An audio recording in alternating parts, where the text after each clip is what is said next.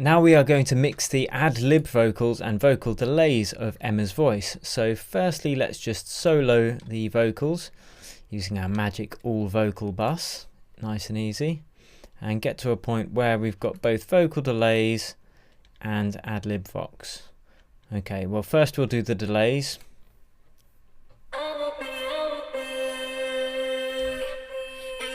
In mono.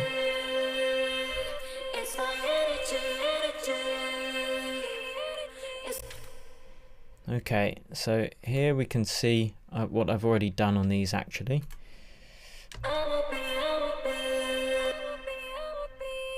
Just taking out those low ends as usual.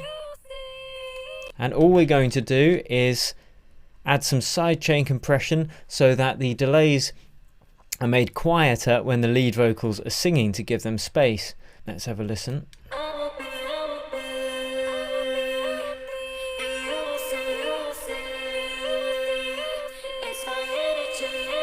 So adding some sidechain compression.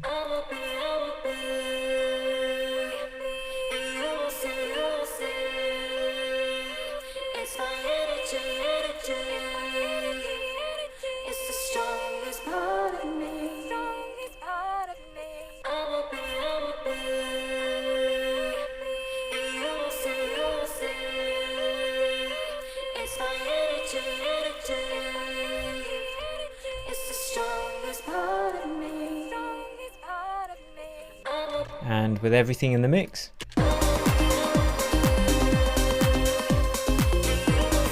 take them down a touch. And then we definitely want to add some reverb to these vocals because they are way further back from our lead vocals.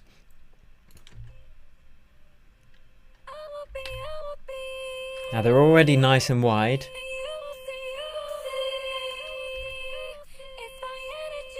There's some room reverb and some hall reverb.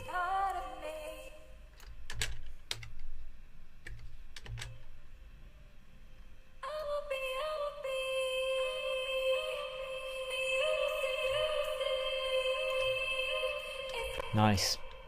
So let's mix that in.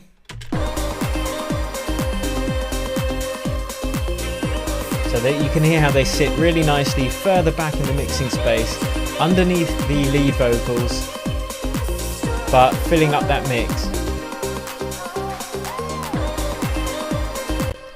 And the last part of the vocals are the ad-lib vocals, so let's have a quick listen to those.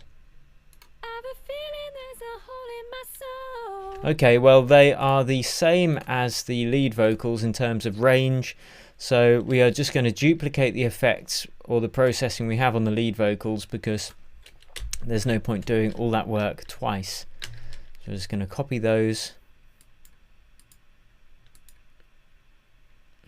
Even though we are going to sit them in a different space in the mix, we know where the problem frequencies are in her voice and we know how much compression it needs.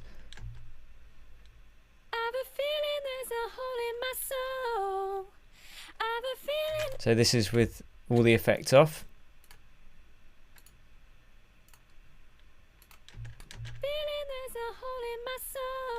Quite dynamic, very dry, so we'll add the reductive EQ, the serial compression, so one compressor after the other.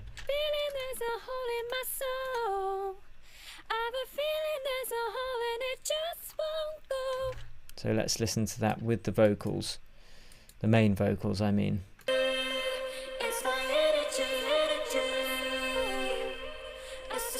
Actually, I think that clashes quite a lot with the lead vocals.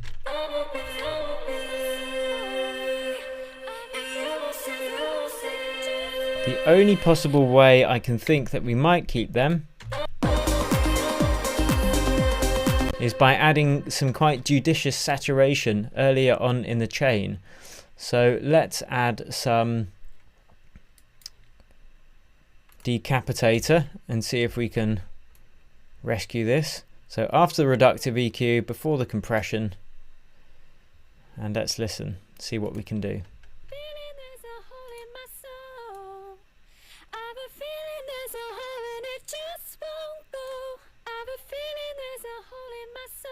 Now all of these different presets have slightly different effects on them.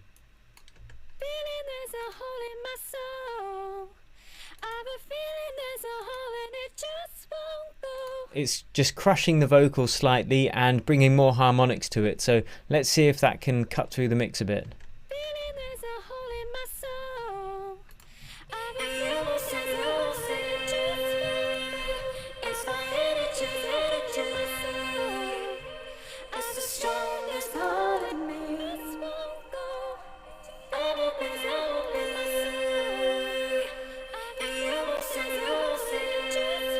But it's already made it much better and cut through those vocals, so actually I am going to leave them in and let's listen in stereo.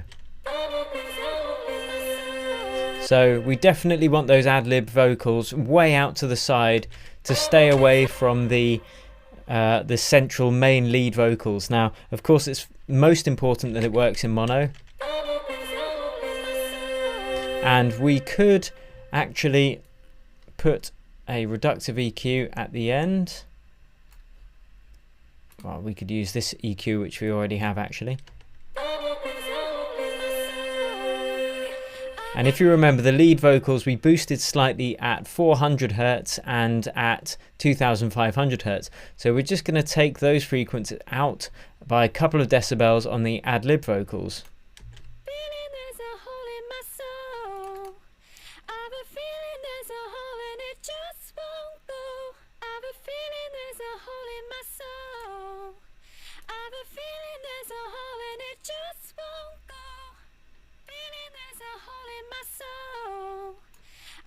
We've done that at 515, but we'll also take a bit out at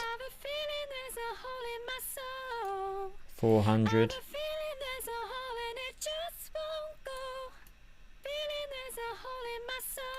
So without this, there's a lot of boxiness there. So a much smoother sound. And 2500.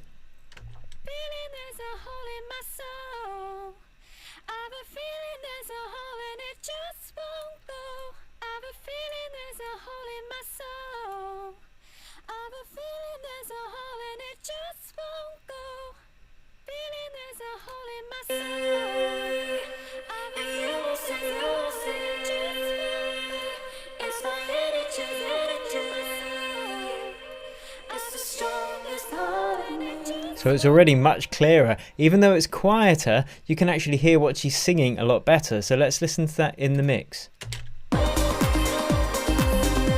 Needs more volume.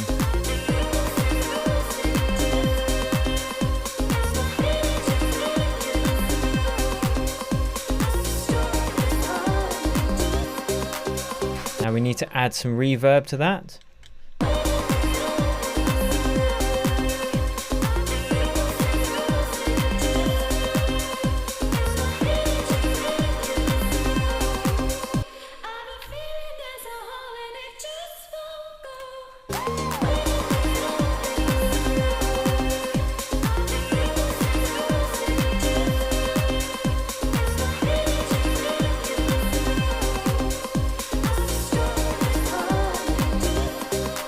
And now we will push out those vocals far to the sides in the mixing space using the stereo spreader from Isotope. Imager, there we go.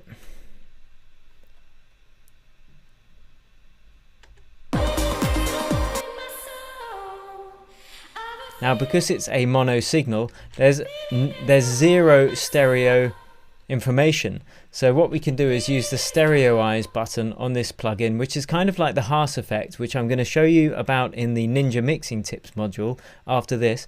But for now, listen to this.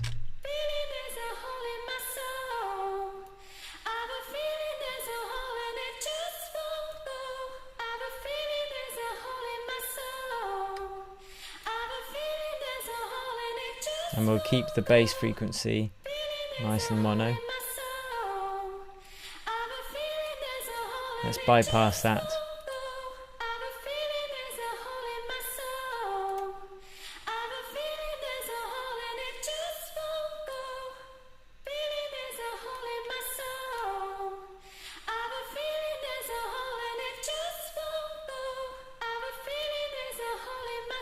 So there's a big difference there. Now let's listen to it in the mix.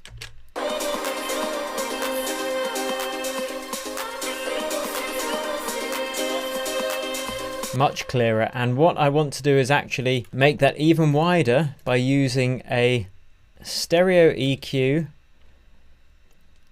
in mid-side mode and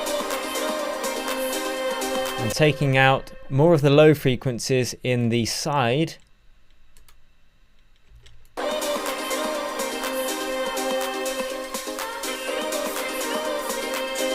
and boosting the upper frequencies in the side, which will make it sound even wider.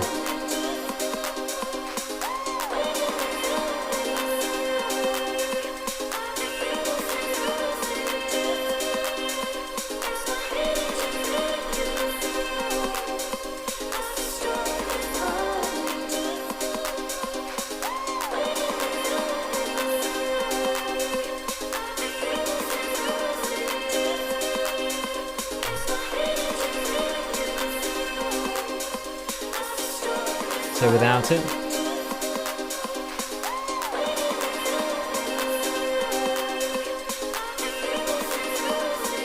It's very subtle, but it makes it sound a little bit wider because it's boosting those high frequencies just on the side, not in the center. So now with the whole mix.